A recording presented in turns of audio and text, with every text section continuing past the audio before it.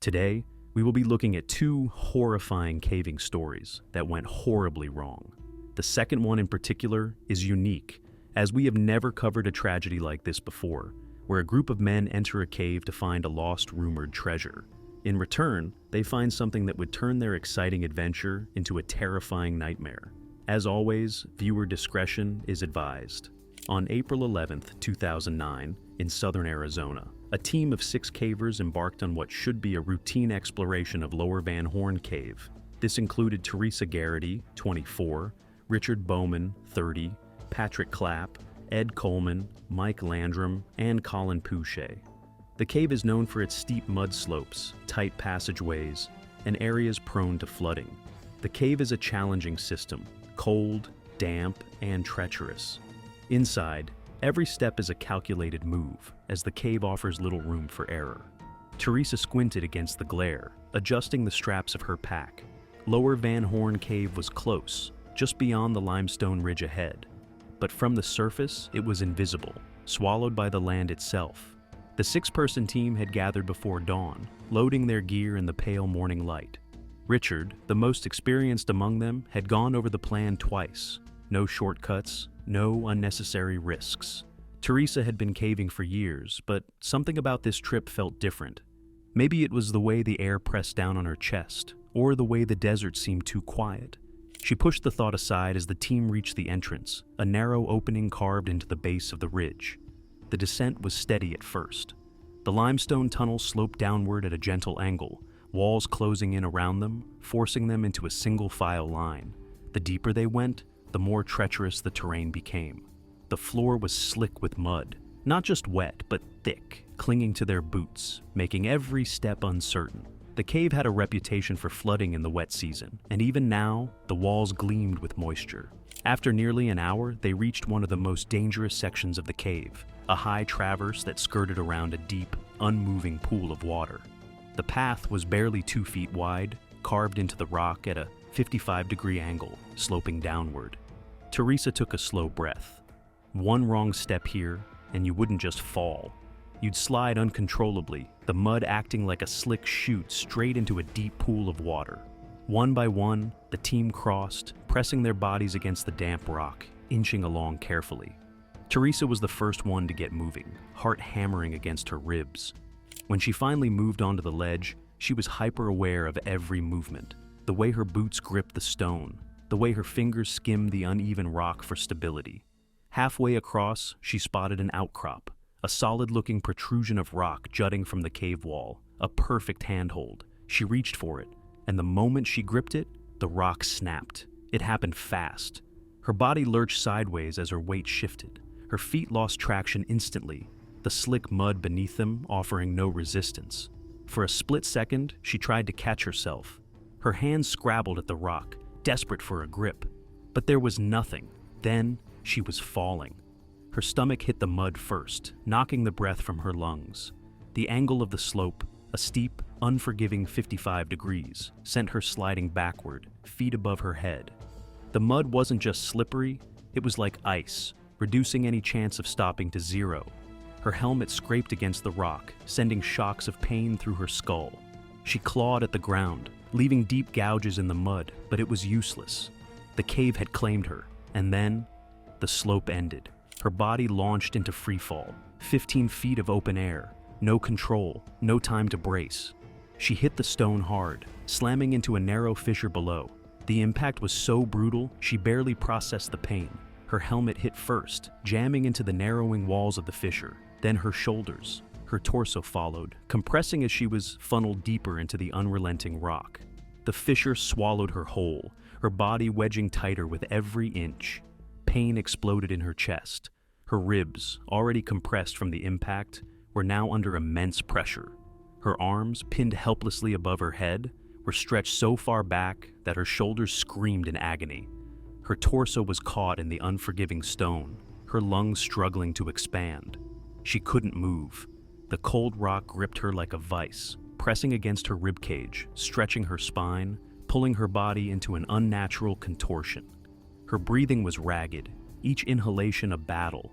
The cave had trapped her like an insect in amber, and she could do nothing but endure it, Her head throbbed where her helmet had slammed into the walls, and a dull, burning pain crept through her neck. Her fingers tingled as circulation slowed. She tried to shift, but the more she struggled, the more the rock seemed to close in.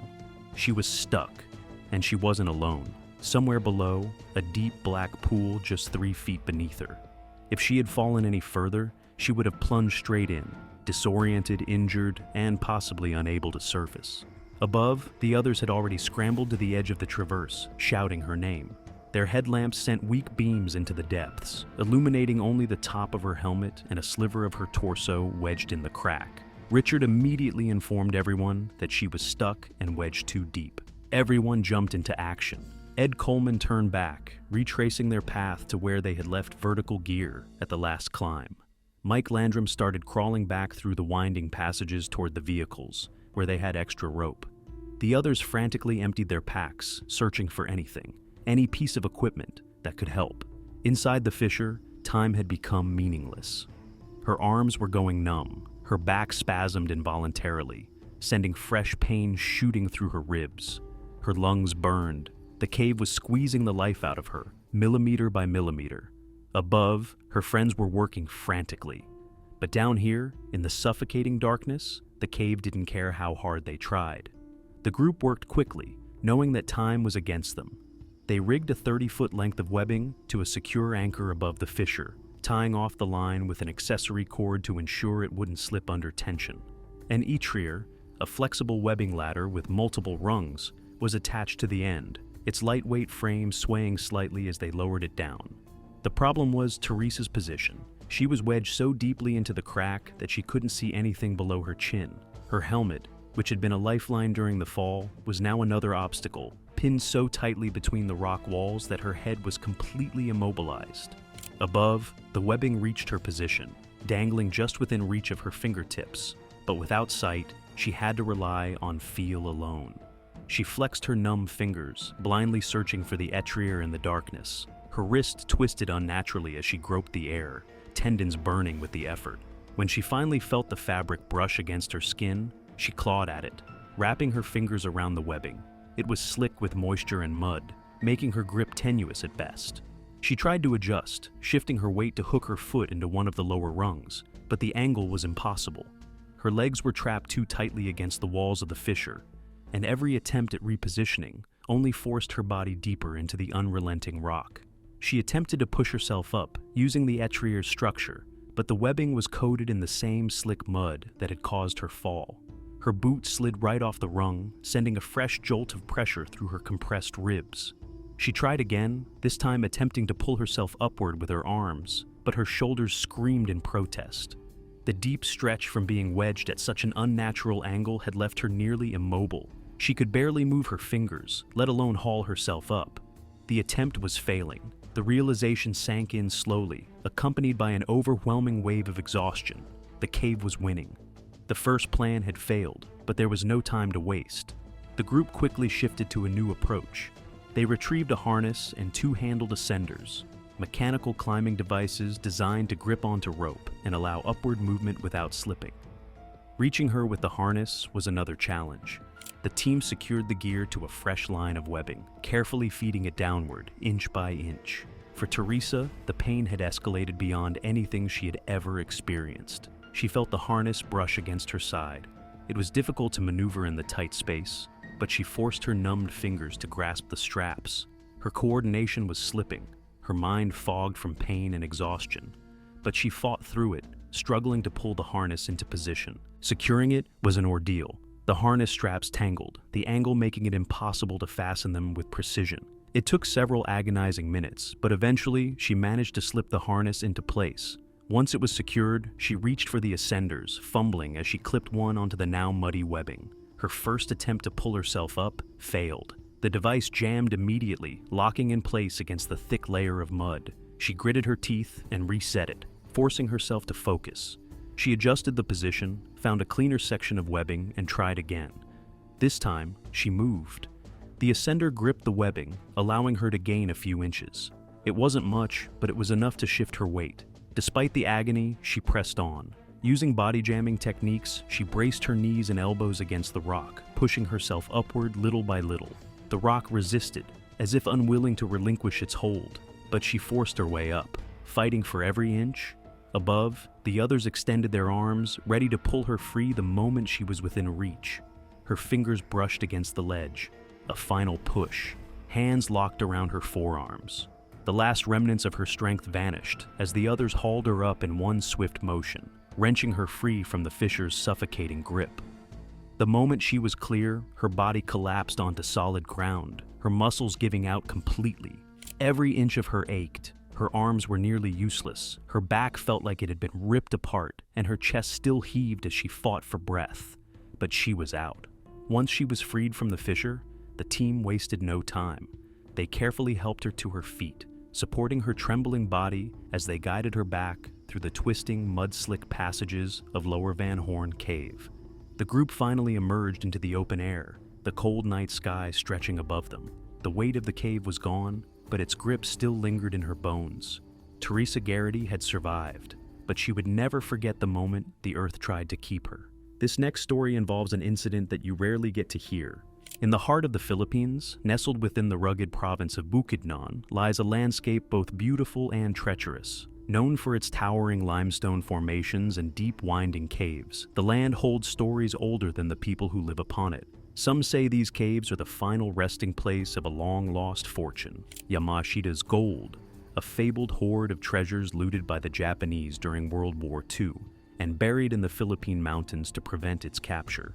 The legend has drawn treasure hunters for decades, most leaving with nothing but bruises and broken shovels. Some, however, never leave at all.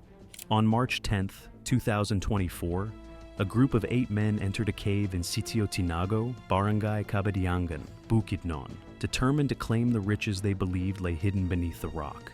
This included Bibo, Roni, John, and Doy, along with 4 others. Unlike reckless hunters armed only with dreams and rusted tools, these men thought they came well equipped, dressed in protective suits and carrying gear. But they lacked one critical thing: experience. None of them were trained cavers. None of them understood the dangers of underground.